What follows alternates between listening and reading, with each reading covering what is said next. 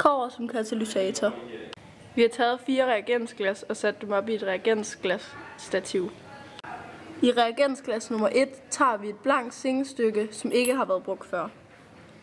I reagensglas nummer 2 tager vi et lille stykke kobberfolie, som er slebet blank med et stål eller sandpapir.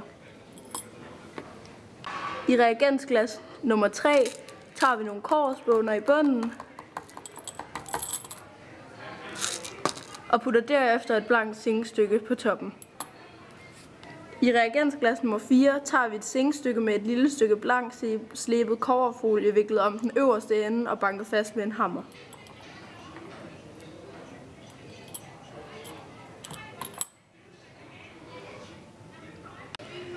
Vi hælder nu noget svovlsyre ned i glassene, så syren står cirka en tredjedel op i hvert glas. Husk sikkerhedsbriller.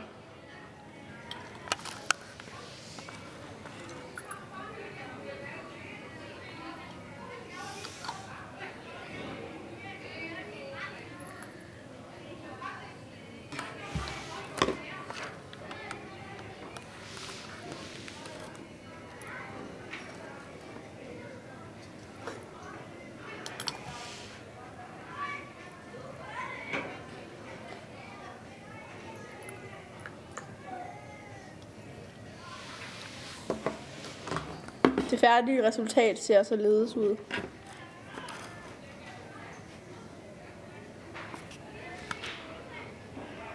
Resultatet viser, at reaktionen gik hurtigst i glas 4.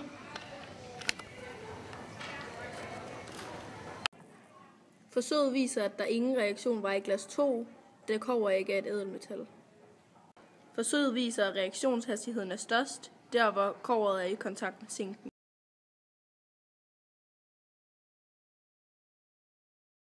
En katalysator er et stof, der kan forøge hastigheden på en kemisk reaktion.